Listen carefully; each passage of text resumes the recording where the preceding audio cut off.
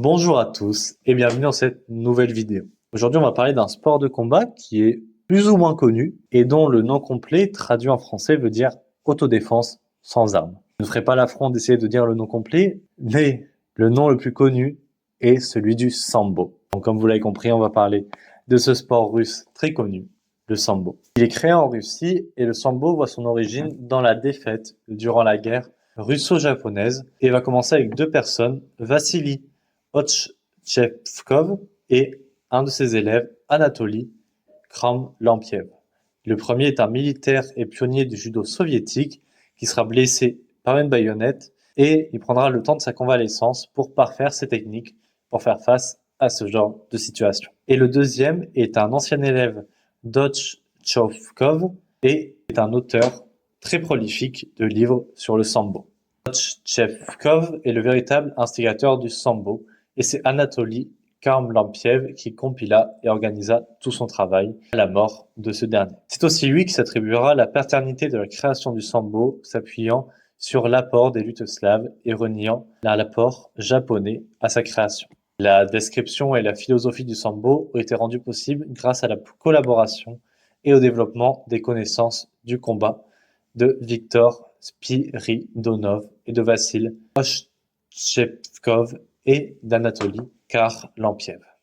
Avec cet art martial, les Russes ont été à la base des forces spéciales dans le sens moderne du terme. La version combat est toujours partie intégrante de l'entraînement des Spetsnaz. En partie civile, le sport se développe surtout dans l'entre-deux-guerres et ce, dès 1920. Les premières compétitions ont lieu en 1923 et il continue de se développer avec la pratique sportive et la pratique plus classique. En 1940, le nom sambo est officialisé. En 1939, le premier championnat du RSS a lieu et le championnat suivant fut organisé en 1940. De 41 à 45, guerre oblige, les compétitions n'ont pas eu lieu. Et en 1946, la section pan-russe de sambo est créée, qui sera transformée plus tard en fédération de sambo du RSS. Le sport se développe à l'international et en 1966, la Fédération internationale de lutte associée, FILA, a reconnu le sambo comme sport international. Une commission indépendante de sambo a été créée dans la fédération. En 1973, le premier championnat du monde de sambo sportif est créé et se tient à Téhéran dans toutes les catégories de poids, sauf une. Les athlètes soviétiques ont gagné tous les titres de champion, assez logiquement. Et en 1991, la Fédération européenne de sambo est créée à Turin, en Italie. À partir de 2017, la Coupe de sambo des pays de l'Union européenne s'organise annuellement. La première a eu lieu en Lettonie, à Riga, du 9 au 11 août 2017. La France fut l'une des toutes premières nations fondatrices du sambo combat, d'abord appelé Sambo Global dans l'Hexagone. Créé par Bruno Schmidt, un jeune instructeur et ex-membre de l'équipe de Full Contact, et repris par d'autres sous la gouvernance de la FFAS, autrement dit la Fédération française amateur de sambo, un peu avant les années 1990 et durant les années qui suivirent. Certains centres militaires de l'ex-URSS se mirent également à étudier cette forme plus complexe du combat, en associant eux aussi la boxe à la lutte pour repenser et élargir le sambo en compétition. Ils suppriment le terme combat sambo Spetsnaz de leur système originel de sambo défense pour finalement l'appeler combat sambo. Selon la Fédération française de sambo, il rassemble aujourd'hui sous la même appellation une méthode de technique d'autodéfense pour les forces de défense et de sécurité, une méthode de self-défense pour tous, un sport de combat sous forme de lutte sportive et un sport de combat sous forme de combat libre.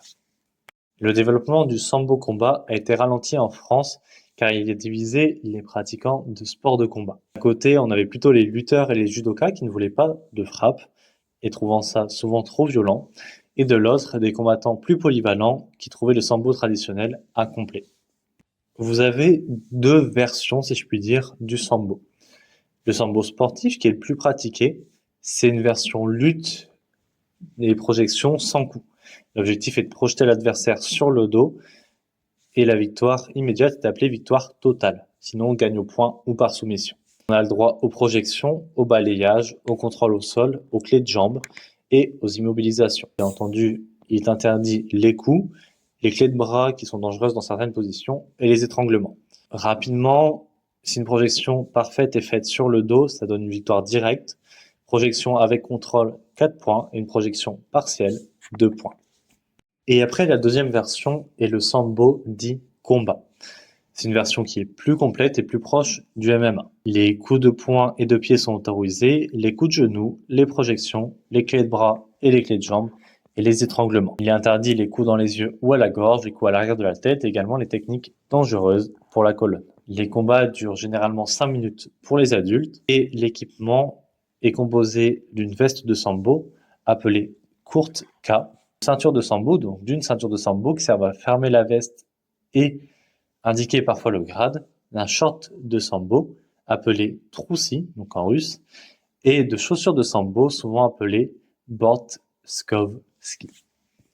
Les ceintures commencent à la blanche et vont dans l'ordre la jaune, l'orange, la verte, la bleue, la marron et la noire. Et il y a environ 50 à 70 clubs de sambo et environ 2000 pratiquants en France. Et voilà, c'en est fini de cette présentation du sambo, un art martial qui est quand même assez connu, mais qui n'est pas non plus le plus connu. Et qui est un art martial très complet et qui vaut le coup, si vous n'avez pas loin de chez vous un club, d'aller essayer, d'aller pratiquer. Je pense sincèrement que vous allez vraiment adorer. Sur ce, moi je vous dis à la prochaine. J'espère que la vidéo vous a plu. Si c'est le cas, je vous invite à liker, à vous abonner, à commenter, à partager. Et sur ce, moi je vous dis à la prochaine. Et n'oubliez pas, l'apprentissage ne s'arrête jamais.